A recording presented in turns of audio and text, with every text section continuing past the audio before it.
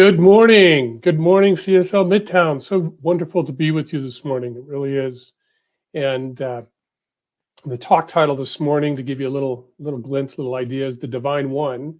And what we're going to do this morning is explore this idea of sacred oneness in both the expected or maybe the common ways that we've heard it talked about or we maybe learned about, but also maybe a few unexpected ideas around oneness. I'd like to start with really setting the foundation, if you will, make sure we're on the same plate, the same table this morning, the same page. I've got three ideas I just want to start with. And one is just this idea that all is one. We hear it, of course, anytime somebody does a spiritual mind treatment. It's the initial part of any affirmative prayer within this teaching is that all is one. And my little caveat to that is the idea that it either all is one or it's not, because you can't have part oneness and something that's not oneness. So either it's all life, it's all God, it's all spirit, whatever word we choose to use, or it's not. So I'm going to go with it is. So we're going to go with that assumption, if you will, even if it's not a deep knowingness yet for you, that all is one. The second idea, the second thing we're going to put on the plate this morning, is that each of us is a unique expression of spirit. We hear that a lot. And yet there's aspects of our individual and collective human experience that are very common or similar. So while we're very unique, we also have very common things that occur, questions we have, things that may appear on the spiritual journey. So we want to put that in the mix this morning. And last but certainly not least is that the infinite intelligence that life is, by the very nature of who and what we are, must be part of us, not just within us, not something we can just tap into, but it must be who we are if all is one. And it doesn't really matter whether we call it the divine, the sacred, or Ernie, which is my affectionate name for Dr. Ernest Holmes. Speaking of which, I've got a quick quote I'd like to kind of anchor the talk in this morning with, and it comes from Dr. Holmes. It's published in his book, Love and Law, and it says, "There is not a day in my life that goes by that I do not take the time to unify myself in consciousness with big ideas, to think that I am one with all activities, all industries, all commerce, et cetera, and just feel that through reaching out and encompassing the largest fields of activity of the world." And of course, what Dr. Holmes is really relating here is this idea of moving into a greater awareness of the sacred. And there's really, I think, two very common or methods that folks use to become more aware, move into the sacred. And one, of course, is through this idea of sacred connection. And we can certainly connect easily if we're meditating and we get into a deep meditation, we can feel that sense of connection. For a lot of folks, myself included, music can really shift things. Hiking, doing activities in nature, or just playing. If any of you happen to have any maybe young kids or grandkids, just hanging out with them, of course, it's this natural sense of connection to life. And it's really about the idea that we open this connection in our hearts, our mind, and our emotional body. And it really allows us to feel that spirit, to be in relationship with that spirit. A great example of this is the poetry by Rumi and others who they speak of this divine love, this sense of a relationship with God, with spirit, with the unconditional divine love of life.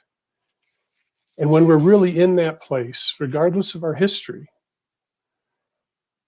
that love can be uplifting, can be healing, comes with a general sense of goodness or righteousness, not that I'm right, but the general righteousness of life, that this is the path. And the other way that's common is through our mindset, because we have this wonderful thing. We have this mind, this physical thing called a brain, and it's just an amazing, amazing tool. But through our mindset, we can shift our mental approach to life. And then as that shift occurs, we naturally find that we let go of judgments. We become open to the idea of oneness, the idea that everything is sacred, even the things that we may not like. We recognize that everything is sacred. This technology that's allowing us to come together this morning in this way must be born of that oneness, must be born of that sacredness. And we begin to see the sacred all around us. We can even develop a sense of awe. You may have sat on the beach sometime, or maybe here in Colorado when the sun rises in the morning and I've got the pine trees and the snow. It's just an amazing scene, and we could easily sense into that sense of awe for God, for life, for all of it, for the amazingness, just our bodies, a human form. It's just simply amazing. And if we can be in this connection, in this mindset, it can truly be a lovely way of moving through life. And it's the goal of many spiritual seekers, seeking that connection, seeking that love, that sense of love, wanting to know God at a deep level, recognizing the divine. But here's the unexpected piece. It's not the whole shebang. Where you see both the idea of connecting to the divine and changing our mindset is grounded in the belief, the experience, the dream, if you will, of separation. I'd like to just play with this idea for a few moments, because often we talk about wanting to connect to spirit. But the thing is, if there's a me here connecting to spirit, by definition, then I must be separate. But if we go back to that first idea that we set the table with, all is one, how can that be? How could it be that I'm separate and that I need to connect to spirit? So again, it's either all one or it's not. So what could be going on here? What could be at play? And again, I mentioned the poetry of Rumi. I love the divine. I love God. I have this sense.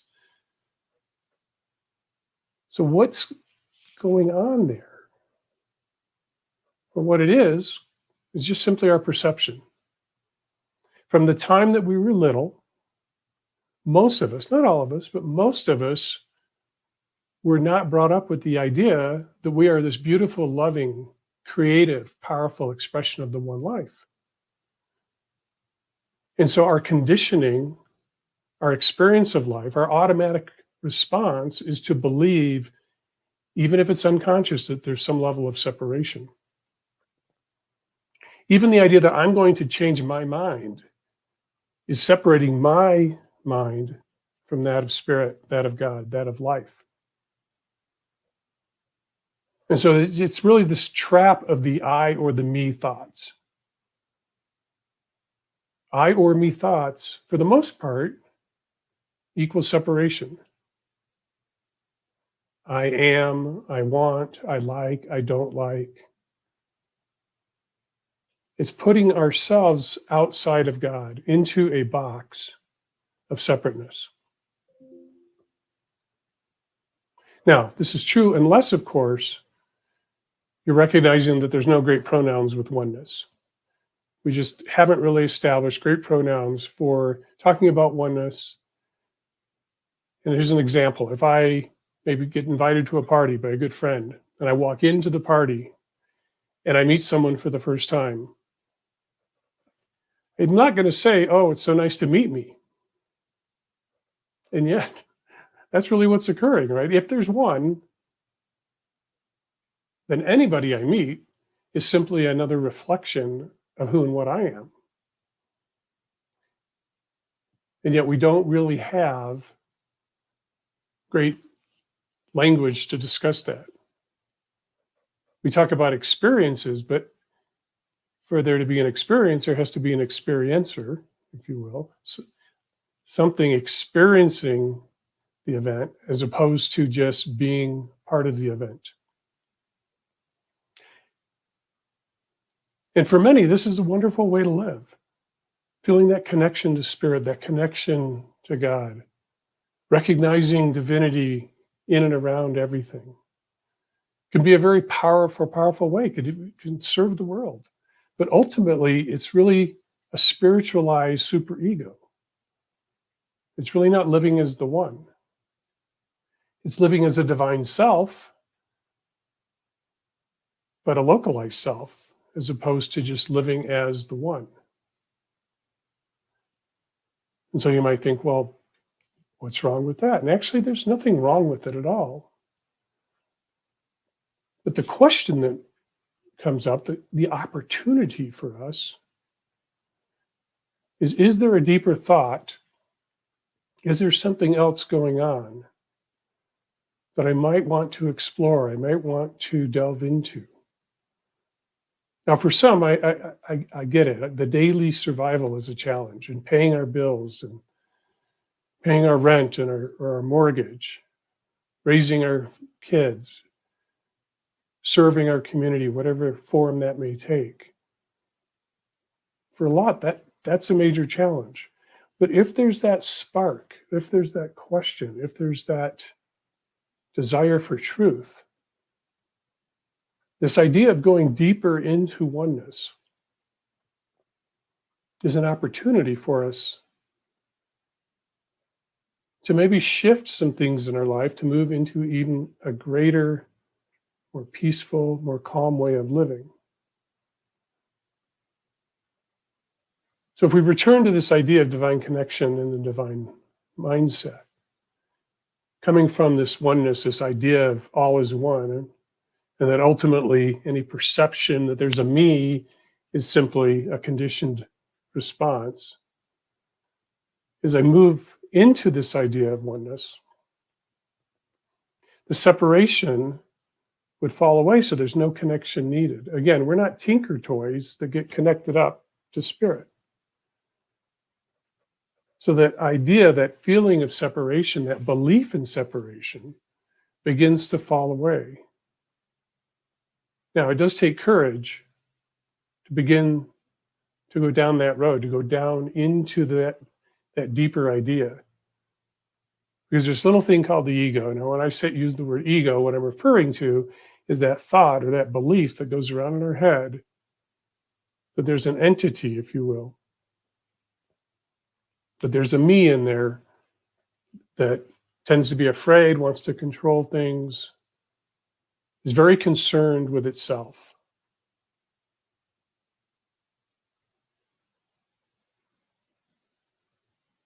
But as that voice quiets down, as that voice begins to have less control and less power in our lives, what begins to emerge is a different sense about life.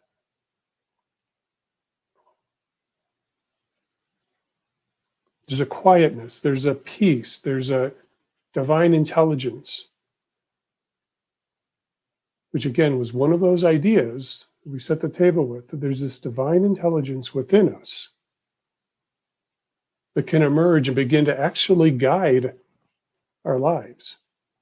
And again, it's not a separate thing. It's not like spirit's out front and I'm just back here for the ride. No, it's really living life as that spiritual expression, as that divine incarnation that we are. You know, sometimes I hear people say, oh, I'm only human. Like it's some kind of, insignificant, less than type of thing. But I say it's an amazing thing to be human. We are spirit incarnated. We have these amazing forms, these bodies we get to utilize and move through this physical realm, if you will. And yet we have the power, whether it's through treatment, through intention, through following the spiritual inner guidance, to totally shift our life experience. We are not bound by the past. Precedent is not bound by principle, is a phrase Dr. Holmes would use, meaning the past and what occurred. I'm sorry, I got that backwards. Principle is not bound by precedent, meaning the past has no control over truth, regardless of what your experience may have been in the past or even may be going through now. But there's a truth, a deeper truth within that can emerge and totally shift life. But it does require that we shift our perspective and we kind of look at things slightly differently, which does take a lot of courage. Because again, that ego is going to feed the fear and say, oh, you don't want to go down that road. Who do you think you are? What, you're going to be enlightened? But the truth of it is that enlightenment, awakening, it's really not some big spiritual event. And I'll get to that in a moment. Got some examples where you most likely have experienced oneness, whether you realized it or not. So all of this may sound great. Okay, so we're gonna shift. My ego, my fears are gonna start to subside. I'm gonna be walking as spirit rather than just in a relationship with the spirit. Instead of showing up as loving, I'm just gonna be love in the world. But is it really practical in this day and age? I mean, sure, we could go off and live in an ashram or a monastery where our whole daily task is to meditate, sweep the floor, and eat 3 meals a day. Probably a lot easier to just anchor in oneness in that environment. But with the day-to-day environment we have and the outpicturing, the demonstrations going on in the world, it could be a little more challenging. But I've got 3 steps that I want to relate now, here and now, to begin to dissolve, that you can use to begin to dissolve the perception. And that's all it is. It's a perception that we're based in our own little world. And the first is to cultivate the quiet calm. Now, if you've meditated at all, if you're a regular meditator, you most likely have experienced that unique calmness or sweetness of a deep meditation when everything has fallen away. And that's the calm that I'm referring to. And one of the ways that we can cultivate it is when we do meditate, is we need to let go of any expectations, any goals, any ideas of what meditation means. Just allow ourselves to be present in the meditation and to be the meditation. Whatever shows up, shows up. If the chatterbrain is going, and it just won't be quiet through the whole meditation, then that's what came up. That's what it was during this meditation, and it's okay. When we have a meditation goal, I am going to da. Again, I have now anchored myself in this idea that I am doing this to get that. And the deeper truth, which can come through what I like to call the silent whispers between the thoughts, what Deepak Chopra referred to as the gap. But that deeper truth can come through. And one of those deeper truths is whatever it is we may be seeking, again, unconditional love, peace, God, whatever it may be, must be who we are if all is one. And so the seeker is an aspect of that ego that's seeking love. I want love. But it's really hard to get something when you're trapped in that separateness. When we allow that quiet calm, we begin to naturally sense and have that felt experience of being the love that we seek. The second way that we can really start to make this shift is to recognize and be aware that any shifts or perceptions are states, not stages. Now, this may sound a little technical, so hang in there with me. So a stage would be, well, I'm a preteen, I'm a teenager, and then I'm a young adult. Those are stages. A young adult doesn't go back to being a preteen. Now, maybe acting out emotionally they might, but they're not going to suddenly become smaller, no less than they do as an adult and go back to being a teen. Those are stages. Their state is, I could be in a state of feeling like a victim, for example. I could be in the state of feeling very strong and powerful. I'm going to make changes in my life. I'm going to use this power for good in the world. We could be in a state of, I'm allowing God to flow through me. Or we could be in a state of, I'm showing up as the presence, as love, as peace. But those are different states. it's not this idea that, oh, suddenly I'm aware of oneness, I'm living as the one, and I'll never, ever give a one-fingered salute to somebody on the freeway. I would never do that. Or I would never get frustrated in line at the grocery store because they don't have enough checkout people. Or get upset at some retailers that decides that we should check out ourselves. They don't even allow checkout. I have to go do it myself. We would never get upset around those things. So that's an example of we can have these situations where we're feeling very spiritual and just like that, something shifts. So that's just a recognition that there's a state that we've shifted in and out of. So in those moments that we have lost ourselves and we're really truly living in oneness, whether we realize it or not, that's just a state that we could easily slide out of.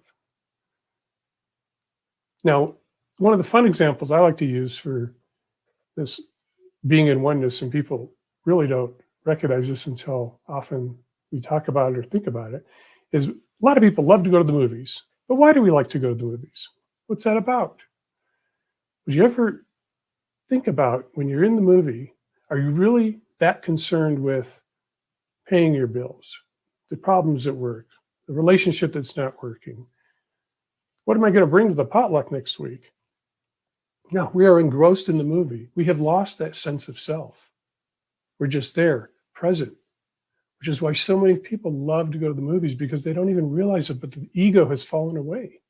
It's just the pureness of who and what they are, being present to something. And we can have that presence and be that present to everything in our lives.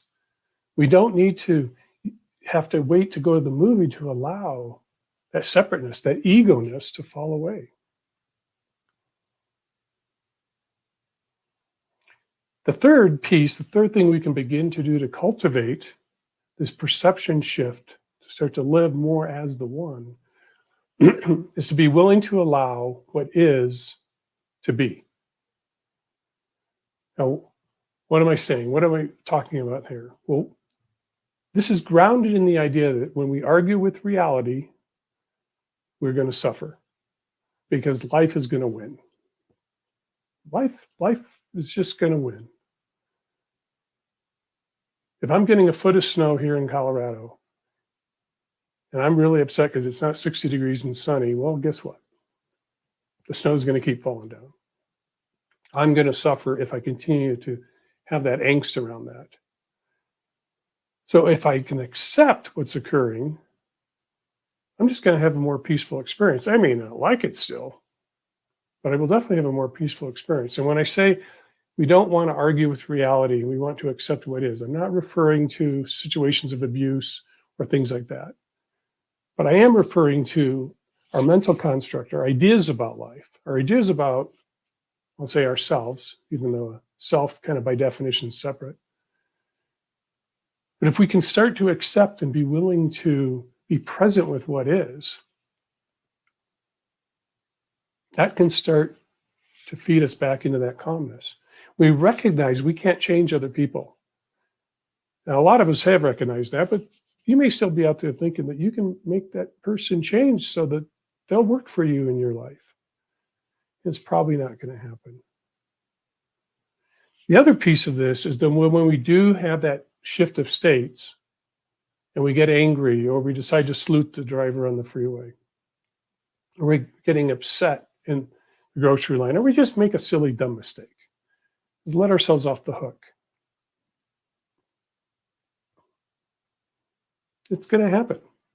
We have this human experience. We as humans do some really silly things. We can sometimes hurt other people, emotionally, whatever. And it's just we have to be willing to just let ourselves off the hook. Now, we can use words like forgiveness and return to wholeness and make it into this big spiritual thing. But it's really just as simple as, you know what? I wish that had been better. I wish I had done that different. And just let it be.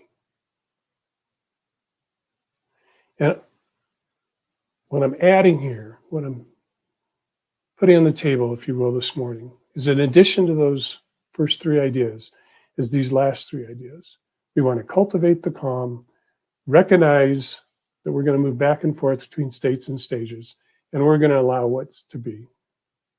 And if we do that, if you can join me in that type of a walk of life, I think you'll find that your tendency to salute those other drivers might be a little less. Your availability to find patience in the long line at the grocery store might be a little bit higher. And the recognition of who and what you are will be front and center. So my invitation this week is to recognize the sacred in all. And remember, that includes you. So I invite you now to join me in prayer. If you're comfortable closing your eyes, I invite you to do so. You certainly don't have to. What I'm present to this morning is possibilities. The possibility that because there is one life, one love, one God, one spirit, that there's infinite possibilities available here in this world, on this planet, for humankind. For each and every one that walks this planet, each and every one of us, all those within the sound of my voice now who may watch this later, are of that one spirit. All of the words we use to describe it must be who and what we are. And I know that as we step forward, that there is this calm guidance, there is this spiritual voice, there is this call, there is this love, there is this creativity that is available to lead, to guide, to bring forth, to allow manifestation of wonderfulness, of beauty, of peace, of a lightness of walk where life is no longer a burden, where it is recognized as a gift. We recognize that each of us are that gift. But there is no place, there is no thought, there is no idea that can ever remove us, take us out of this one spirit, for we are it.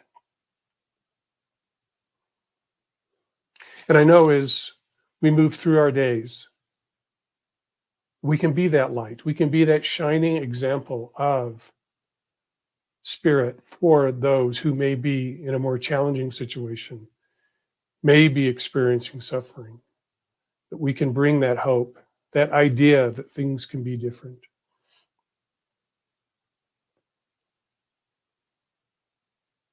So I now have a sense of gratitude that's upswelling, a sense of thanks for that spiritual law, for that automatic mechanism that is an aspect of spirit, that takes the imprints of our thoughts and makes it so. I also give thanks for this opportunity to speak these words, to remember more truth of what spirit is, what God is.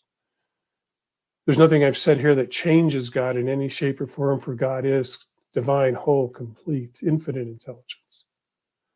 But we can recognize that truth and recognize that as we recognize that truth, we are that truth. And so in this spirit of thanksgiving and understanding, and simply let this treatment go, let this affirmative prayer be, and we affirm this together by simply saying, and so it is. Namaste.